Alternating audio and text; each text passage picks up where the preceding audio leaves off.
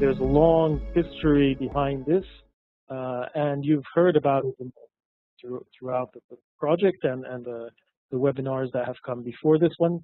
The cooperative movement, which is 2 centuries old, if not more. The many mutualistic forms of associating workers and citizens and helping each other with funds to support welfare where that did exist. Public and community banks that are spread out and have local roots. Consumer cooperatives, consumer networks, all of those also have a long history. And of course unions and the workers' movements, which have been very strong in Europe and fortunately much weaker. And then in general, the third sector, or the social economy, as we call it, which has developed since the Second World War. And all of these have their own movements and their own way of developing differently in most of Europe. Eastern Europe has a different history and is sort of joining in the socialist another stream, but we'll see that a little later. So all of this is what is behind, and we're talking about social and solidarity economy since perhaps 20-25 years, not much more than that, with a strong influence from Latin America and the Latin American movements. But let's go here in the continent, in Europe, and see what has been the evolution in the last years. I've started with one of the main pillars of the market-led economy, the for-profit economy, which in a sense is what solidarity economy is the alternative to. So in the 80s, the idea was that we've reached the globalized economic system. There's no alternative to this. Margaret Thatcher's motto was Tina, there's no alternative. That's what we have. We have to make it better, develop it, but this will make the world a better place based on growth, based on exchanging, trading all over the world, and on differentiating according to the country's capacities. In 2001, the euro was introduced, which of course changed a lot how we relate to our economies in each country. And following that, just a few years later, the Lisbon Treaty was supposed to define, and it did in a very weak way, the sort of citizens pact for the European Union. But today, what we have is sort of like economic union and a very weak democratic process in Europe, where the financial and economic forces are dominant. And as far as we're concerned, the European Central Bank, at least for those who have the euro, is really the decision-making center besides the European Commission. Oh, great! Daniel is here. And coming to our days, since 2008, we will see the crisis shortly. We have the austerity measures that were introduced to fight the crisis, in a sense. And here, another strong political woman, Angela Merkel, imposed to the whole of Europe the policies that have been have had such a big impact in Southern Europe, especially in countries like Greece, Portugal, Spain, and Italy as well. And finally, right now, this year and next year, we're in the midst of the discussion of the negotiations of the TTIP, which is a bilateral free trade agreement between the United States and Europe. But there are others that are going on in the meantime, Canada and with other countries, which are, in a sense, circumventing the WTO, the World Trade Organization, discussions that didn't actually work out for the financial institutions, and therefore this has been changed with bilateral agreements, which are actually much worse. But at the same time, there's a lot of hope coming out from the many initiatives of alternative economy that have been created and generated and multiplied, from ethical finance to organic farming, various forms of collective renewable energy production, forms of domestic fair trade, of co-housing and co-building, consumer groups that get together and find different ways of going out of the supermarket and big chains system, et cetera, et cetera. What is happening is that finally there is a sense that we're all on the same ship and we have to do something not to drown altogether. So that's the way out. The way out of the crisis, but the crisis is actually not just an economic or financial crisis. It's a crisis of how we view our society, the way we interact, the way we see democracy as well. I won't go through much of the numbers on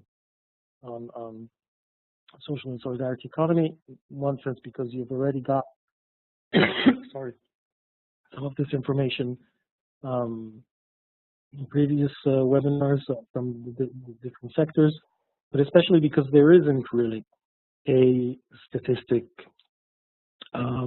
system on it.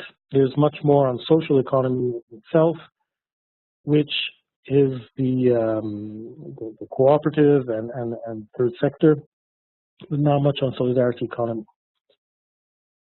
Of course, some of these overlap, many of these overlap, so you can have a dimension. And you can see this.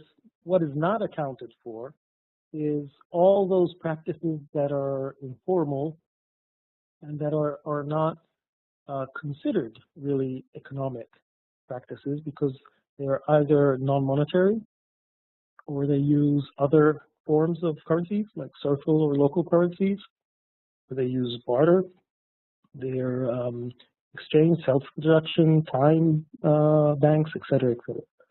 And all of these are not really counted in the traditional system. There's self-construction, housing, there's a lot of different ways of sharing transportation, and so on.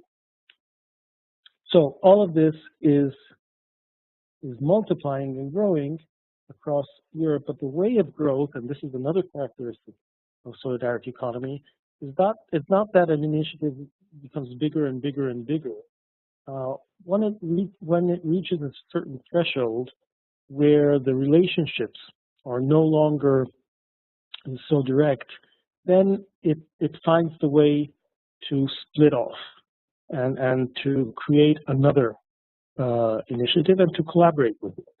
And that's sort of the multiplying effect of solidarity economy in an organic way, and that allows to keep the democratic level both inside and outside.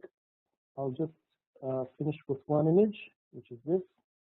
But the idea here is that what we want to go through is a paradigm shift, which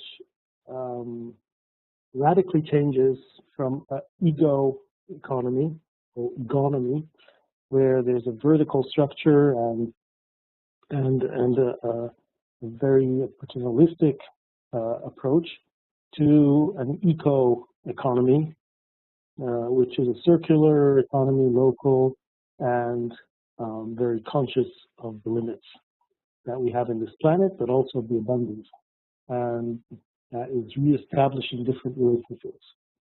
Okay, thank you, Jason. That is fascinating, and I think particularly your last slide and maybe some of the kind of hints that you mentioned about the paradigm shift and the value shift, you know, really transforming our ways of looking at the world and our ways of being in the world relate very well to what we do in development education. So over to you, Daniel. All right. When we tried, when we started delivering juices from natural fruits, organically grown by women organized in cooperatives in northeast of Brazil, they started being hardly attacked by the media and also by the local enterprises, that they were going against the freedom to compete. And they had to close their doors, and many of these women that were getting organized, they had to go to the streets. They had to burn things on the road, to block roads, and to protest, so that they could keep serving the schools with organically and locally grown juice against all these powder, agrochemical, big corporation juices. So the point is that I'd like to share with you is that social solidarity economy should not be considered just as an economic sector or beautiful initiative. We must consider it also as a political movement. We are now fighting big corporations of mining in our tiny little town where we live. And they have completely stupid arguments, but they have all the economic power. And when we talk about economic alternatives, they laugh at us, because they already have tied to them all the justice and all the process of justice already bought by economic power. So what we are going to do today, we are going to organize ourselves, and we are going to the streets. And I think that hopefully we are going to win this single and small battle today. We might be able to block the new mining company to come to our tiny town. I'm very positive about it. But let's not be naive and think that just building alternatives is enough. Building alternatives can be very funny, can be very nice when you are small. But when you become some menace to changing the economic system, you will be very, very hardly attacked, personally and objectively. So this is my single contribution. I left you 3 resources. One is the advances that we've had in the movement of solidarity economy internationally.